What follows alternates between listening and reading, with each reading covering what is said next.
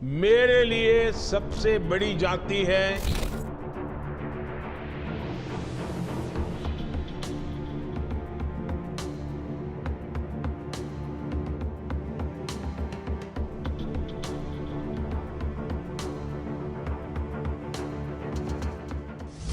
मेरे परिवारजनों।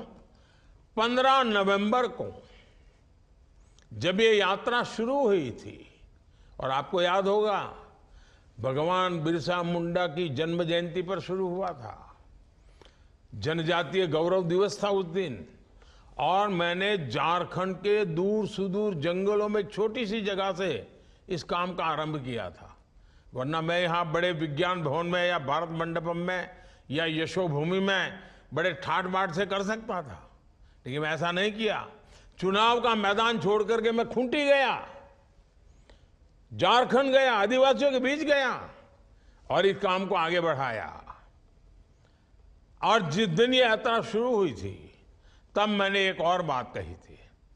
मैंने कहा था कि विकसित भारत का संकल्प 4 अमृत स्तंभों पर मजबूती के साथ टिका है।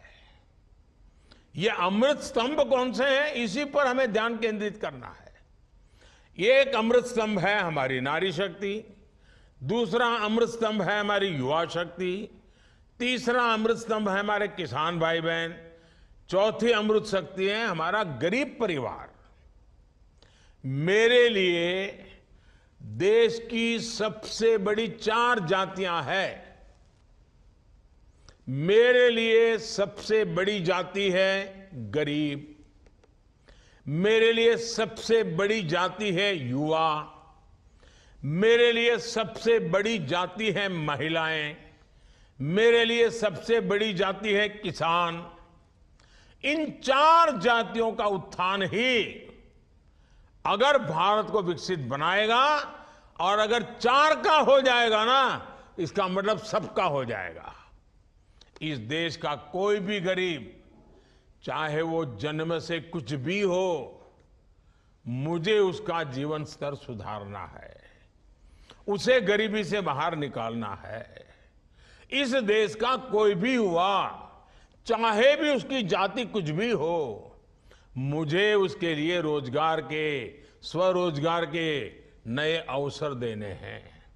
इस देश की कोई भी महिला, चाहे उसकी जाति कोई भी हो, कुछ भी हो, मुझे उसे सशक्त करना है, उसके जीवन से मुश्किलें कम करनी है, उसके सपने जो दबे पड़े हैं ना, उन सपनों को पंख देनी है, संकल्प से भरना है और सिद्धि तक उसके साथ रह करके मैं उसके सपने पूरे करना चाहता हूं।